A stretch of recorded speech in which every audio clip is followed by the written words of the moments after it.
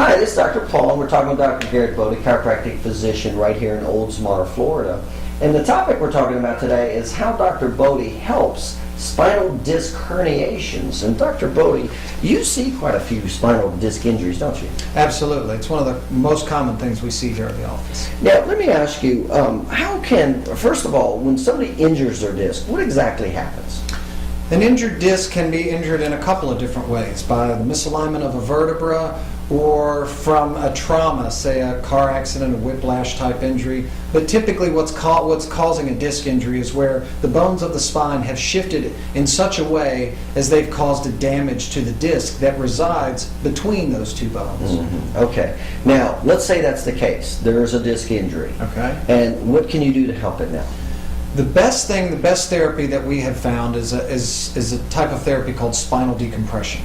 Spinal decompression is a type of therapy that removes the compressive forces on that disc to alleviate the pressure on it, and therefore allowing that decompression of that disc to alleviate the symptom. If you don't mind, walk me through. Let's say I have a disc injury, okay, and you're going to use spinal decompression on me. Okay, what are you going to do? What's going to happen? The first thing when a patient comes through is, most of the time when patients come through and they've had a disc injury for quite a while, they've usually had some type of radiological examination or something that gives us an exact level. But when they come through our door, the first thing we're going to do is do an evaluation.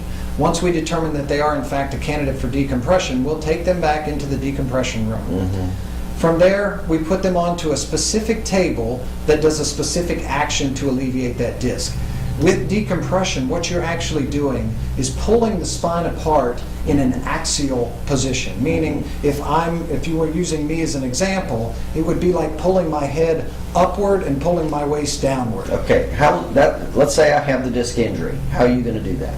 By the table that we have. Okay. The table specifically, it's a very specific table called a spine med table. Mm-hmm. By laying on this table, you can hook the hips of the patient onto this table with two padded pieces of therapy or parts of the table. Okay. And by hooking this onto the hips of the patient, this is a specially designed table. Absolutely. This is not just a flatbed therapy table. No. This is a specific table made specifically for disc injuries. And it's a very highly technical piece of equipment. So let me understand. Am I laying face up or face down? You're laying face up. Okay, I'm face up, and I've got the support at my hips. Mm-hmm. Okay, now you have another strap that goes around the top of you. Okay. That point is to hold you in place, while the port that's on your hips, or the part that's on your hips, pulls downward. Okay. And by doing so, the top body is held in position, but the lower half of the body is being pulled downward. Okay. And in doing so, you take the pressure that is squeezing that disc together, creating all of that pain, and as you pull it apart, it gently pulls apart to alleviate that symptom. I was going to say, this is slow and easy, isn't it? Very slow and easy. Most of the patients, when we put on decompression, I go back to bring them off the table. Most of them are completely asleep because they're so relaxed. Mm-hmm. By pulling apart that table, and it does pull very gently, but by pulling apart, it alleviates that severe pain that patient is in and helps to give them a more sense of relaxation and relief. Now, how do you know how much pressure to use to open that disc injury up? How much? There is a specific protocol for the table that we have. There are different types of decompression tables. When we purchased our table, we wanted to make sure that we found the table that we felt had not only the best technique, but also the latest technology that would give our patient the best chance for help. But in doing so, to determine how much weight, it's based upon the patient itself. And typical protocol is to take the patient's total weight, divide it by 4, and subtract 10 pounds. That's your starting weight. Okay. So if you have a 200-pound man, you divide that by 4. I got you. Take away. So that's where you kind of the start. And that's correct. And then go from there. Okay. Now let's say something goes wrong on the table. I don't like it. What happens? Every patient, when we put them on the table, they are left in the room by themselves on the table, but they are left with one very specific thing, and that is a kill switch. If anything on the table during the treatment begins to become uncomfortable or gets to the point where the patient feels it's not right, they can stop it themselves by simply hitting that button. It immediately shuts off that table without any further action at all. Does that happen very much? Do patients actually... Most of the time, patients, when I go back there, if they've hit the kill switch, they apologize. Oh, doc, I'm sorry, I hit the button on accident. Oh, okay. I've yet to have anyone push it because they were actually having So discomfort. it is a very comfortable procedure. Absolutely. It's not only is it comfortable, but it's relieving the symptom while they're Right. on there. So it's, and for a lot of patients, if you've had a disc injury, you know that unrelenting, constant Oh, yeah. pain. Yeah. When you get any relief, most of the patients, I'm fighting to pull off of that table. No, leave me here. Right. You know. Right. So, Well, that brings the next obvious question. When they come off to the table, wouldn't it just go back to where it was?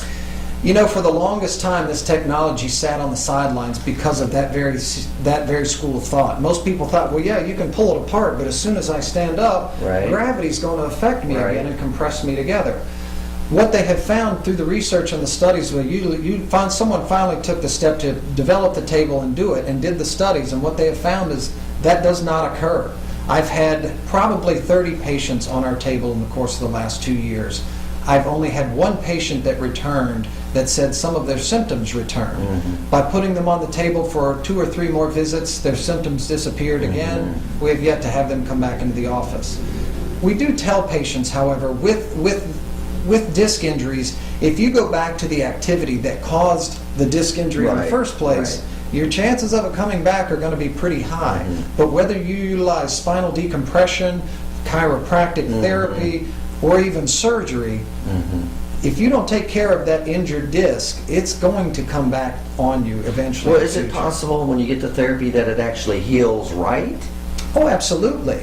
It can heal properly, and when it does heal properly, it becomes a permanent fix. Okay. And decompression is meant to be a permanent fix, not just a temporary relief or therapy.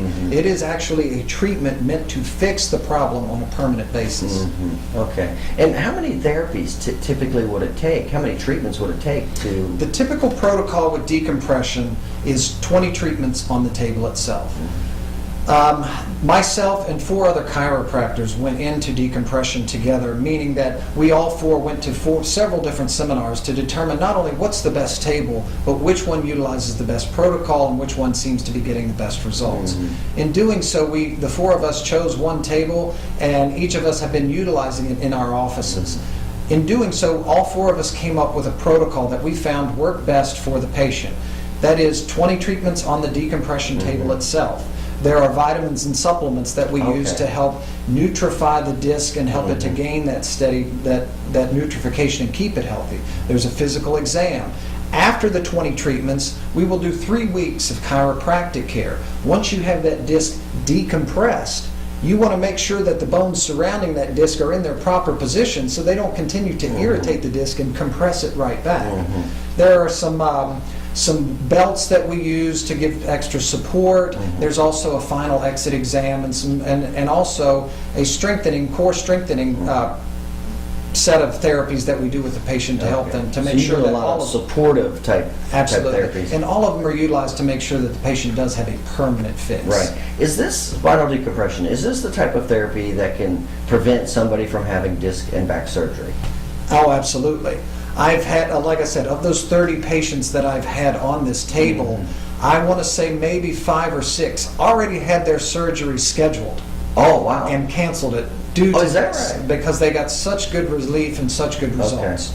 Okay. Well, that's interesting. All right, very good. Again, we're talking with Dr. Garrett Bode, chiropractic physician right here in Oldsmar, Florida. And the topic today, again, is talking about how to relieve a disc herniation, specifically what appears to be a very effective form of treatment, spinal decompression. So if you're having any disc injury or suspect disc injury, certainly give, or even if you're possibly looking at surgery, give Dr. Bode a call.